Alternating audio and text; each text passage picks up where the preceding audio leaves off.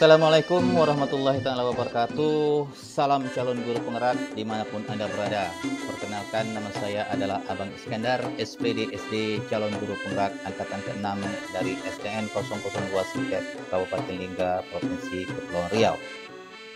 Kali ini saya akan memaparkan koneksi antar materi, kesimpulan dan refleksi pemikiran pendidikan dari Bapak Pendidikan kita Ki Hajar Dewantara, yang merupakan tugas dari modul 1.1A.8 dari Diklat Pendidikan Guru Penggerak. Baiklah, sebelum saya melanjutkan, izinkan saya menyampaikan sebuah pantun. Rombongan pengantin berarak-arak, berkain songket, berbusana Melayu.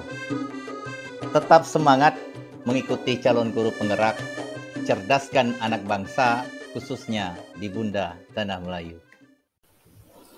Baiklah, saya akan langsung saja merefleksikan dan menyimpulkan apa pemahaman saya terhadap filosofi dari Ki Hajar Dewantara ini pada modul 1 ini. Pertanyaan pertama, apa yang Anda percaya tentang murid dan pembelajaran di kelas sebelum Anda mempelajari modul 1 ini? Awalnya saya berpikir bahwa peserta didik itu saya ibaratkan seperti kertas kosong yang harus dipoles dan dibentuk dengan ilmu pengetahuan. Saya berpikir tugas saya sebagai seorang guru itu hanyalah untuk mentransfer pengetahuan dan keterampilan saja. Sehingga saya selalu menuntut kepada peserta didik saya itu harus bisa mengikuti apa yang saya ajarkan. Sehingga target kurikulum, apakah itu KKM dan program ketuntasan belajar yang saya buat, itu bisa tercapai. Seringkali pembelajaran itu selalu berpusat kepada saya sendiri sebagai guru, dan saya menyadari itu. Sebagai seorang pendidik, saya selalu dominan melakukan itu. Mengingat pembelajaran itu adalah kegiatan belajar mengajar di dalam ruang. Karena biasanya pembelajaran di luar kelas itu dilakukan oleh guru-guru yang bidang studi saja, seperti PJOK. Saya lebih terfokus pada tuntutan kompetensi sesuai kurikulum dan cenderung melaksanakan pembelajaran sesuai apa yang tertulis dalam kurikulum. Dan siswa harus menyelesaikan dalam satu semester sesuai dengan target kurikulum yang setelah saya buat. Begitu. Pertanyaan kedua, apa perubahan dari pemikiran atau perilaku Anda setelah mempelajari modul ini? Jadi alhamdulillah lebih kurang seminggu, saya rasa seminggu ya, untuk saya mengikuti Diklat Calon Guru Penggerak ini yang membahas tentang filosofis pendidikan menurut Ki Hajar Dewantara. Ternyata saya mulai menyadari bahwa yang selama ini saya lakukan itu tidak sesuai dengan tuntutan daripada filosofis dari Ki Hajar Dewantara. Jadi perubahan dari pemikiran atau perilaku saya setelah mempelajari modul ini, yaitu sistem Among itu perlu ditanamkan dalam diri seorang pendidik.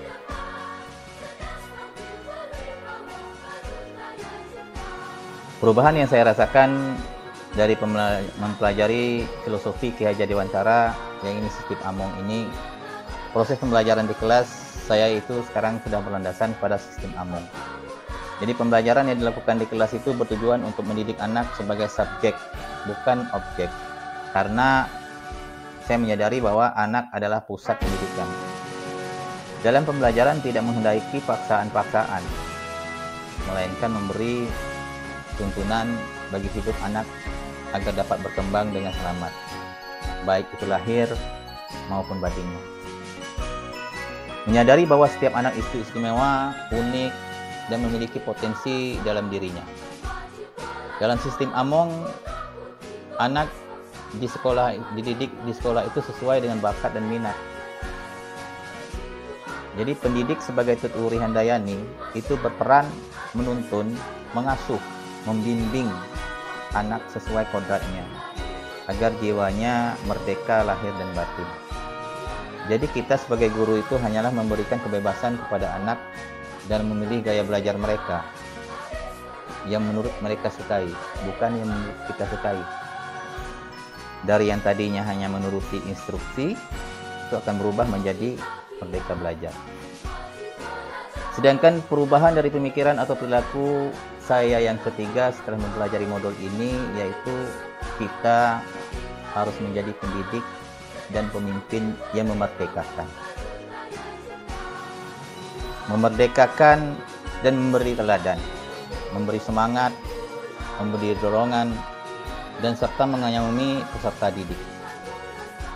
Jadi kita sebagai guru itu menjadi fasilitator dan motivator dalam pembelajaran sebagai mitra belajar bagi peserta didik. Karena tujuan dari pendidikan kita harus berfokus kepada murid dan murid. Ya.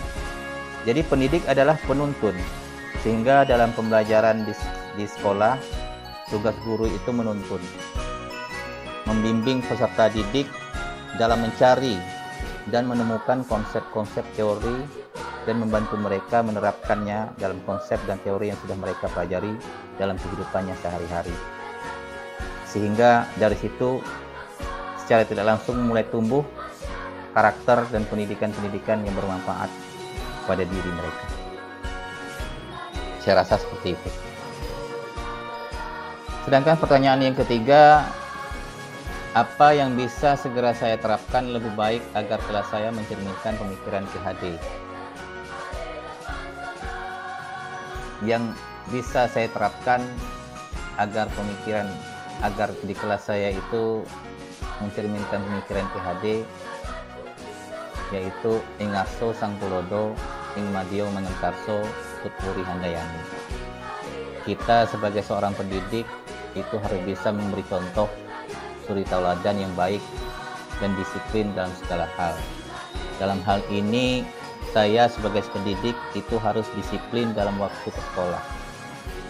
Itu selalu saya laksanakan. Kemudian ing madya mangentarso, di tengah kesibukan kita juga harus mampu membangkitkan atau menggugah semangat peserta didik kita.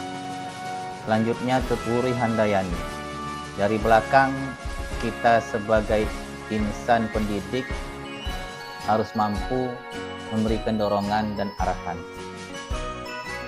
Jadi kita guru ini menjadi teladan, memberi semangat serta memberi dorongan dalam menanamkan nilai karakter kedisiplinan dan kerjasama, tolong menolong dalam setiap kegiatan yang ada di sekolah. Kemudian kita juga mampu mendorong dan memotivasi peserta didik kita untuk saling berbagi solidaritas jika ada salah satu warga sekolah umpamanya yang mengalami kekurangan, misalnya mengalami musibah, yang orang tuanya meninggal dunia, maka kita mampu mendorong dan memotivasi peserta didik kita untuk saling berbagi, agar mereka bisa berbagi, merasakan kesedihan antar sesama teman. Kemudian juga membiasakan anak untuk mencintai lingkungan, baik itu lingkungan kelas maupun lingkungan sekolah. Dan selanjutnya yang bisa saya terapkan agar lebih baik di kelas saya, yaitu saya akan selalu tetap berusaha meningkatkan karakter anak dengan pembiasaan-pembiasaan yang secara kontinu, seperti mengawali aktivitas pembelajaran dengan berdoa, kemudian saling memuji di antara teman, selalu memberikan kata-kata positif kepada teman, baik itu teman sebangku, sekelas, ataupun dari warga-warga yang berada di sekolah. Kata terima kasih juga dan pujian juga kepada teman-teman, dan juga harus berani meminta maaf jika melakukan kesalahan. baik sengaja maupun yang tidak sengaja. Kemudian membudayakan budaya lokal untuk mentransformasikan pendidikan yang mereka dapatkan di sekolah kepada lingkungan sekitar mereka, agar hal itu berguna untuk membentuk karakter daripada diri mereka sendiri. Saya rasa seperti itu. Saya rasa demikian saja penjelasan dari saya terkait dengan pembelajaran pada modul 1.1 ini. Assalamualaikum warahmatullahi wabarakatuh.